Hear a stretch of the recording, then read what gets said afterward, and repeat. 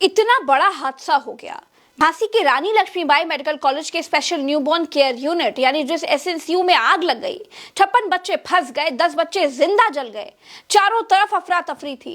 लेकिन जब स्वास्थ्य मंत्री ब्रजेश पाठक जायजा लेने के लिए पहुंचे तो उनके आने से पहले सड़क को दुल्हन की तरह सजाया जाने लगा, चूना डाला जाने लगा। समझ ही नहीं आ रहा था कि मंत्री जी लाशों से भरे अस्पताल में आ रहे हैं कि बारात में आ रहे हैं।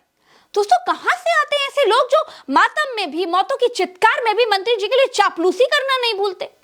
एक तरफ लाशों का अंबार था, दूसरी तरफ मंत्री ब्रजेश पाठक के स्वागत की तैयारियां थी। माँ बाप अपने बच्चों को नहीं पहचान पा रहे थे। सरकार ने डीएनए टेस्ट से पहचान करने की घोषणा कर दी।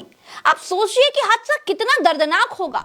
उसके बीच मंत्री स्वागत के लिए चूना अभियान चल रहा था।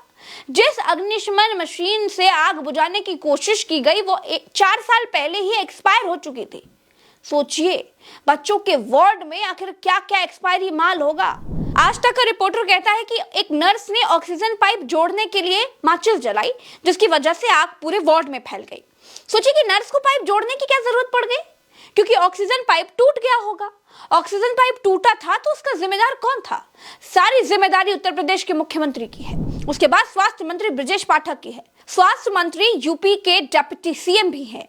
फिर भी स्वास्थ्य विभाग का ऐसा हाल, ऐसी दुर्दशा। अरे, दूसरे अस्पताल का हाल दिखाऊंगी तो आप रो देंगे। चूने के लिए ही नहीं, अपने 2M दर्जे के काम के लिए भी मंत्री जी को निंदा करनी चाहिए। 10 बच्चे सरकारी अस्पताल की लापरवाही से मारे गए। डॉक्टर तो जीवन बचाने के लिए बैठे हैं, लेकिन इंतजामात मुहैया कराने वाली सरकार ने 10 बच्चों को मार दिया।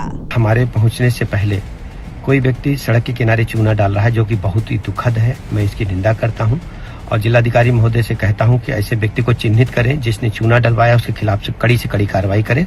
हम इसे बिल्कुल स्वीकार नहीं करेंगे। ब्रजेश पाठक जी, आप चूने की निंदा कर रहे हैं और मैं कहती हूँ कि भाजपा राज में अस्पतालों की जो हालत खस्ता हो गई है, मैं उसकी निंदा करती हूँ।